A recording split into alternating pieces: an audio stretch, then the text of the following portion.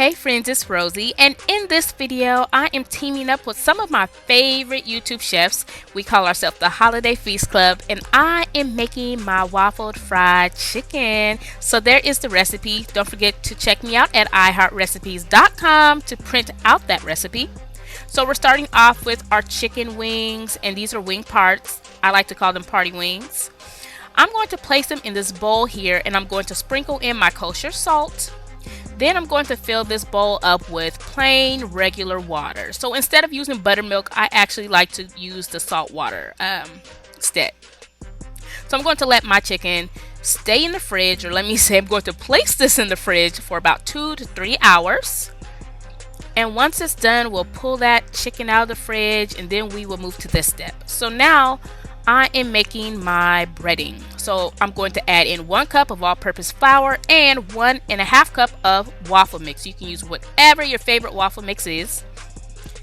And I'm going to just whisk that around. Make sure you really mix your waffle mix and flour, because if you have too much waffle mix, it will burn. A lot of people ask me what the secret is to this recipe. Make sure you don't use too much waffle mix. So now I'm going to add in some black pepper.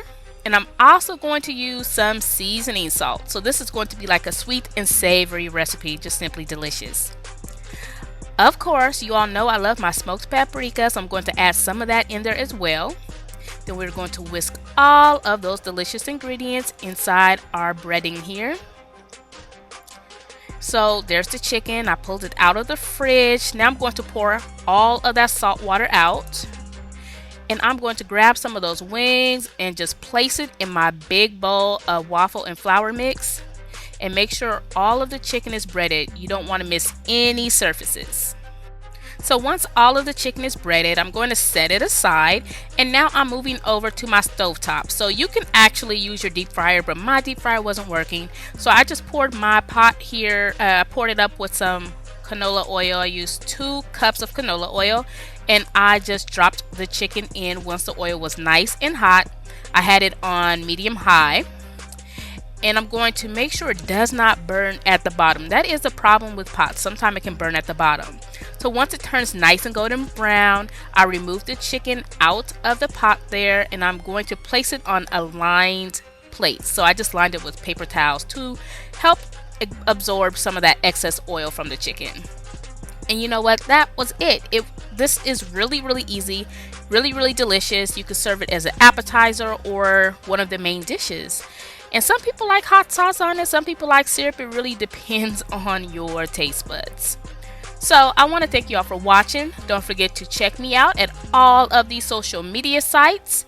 And also don't forget to print out this recipe at iHeartRecipes.com. See you all soon. Hello, I'm Chef Diane DeMay. If you're looking for some unbelievable non-traditional dishes to add as a side dish or even another main dish, you have to check out my Holiday Feast Club collaborators.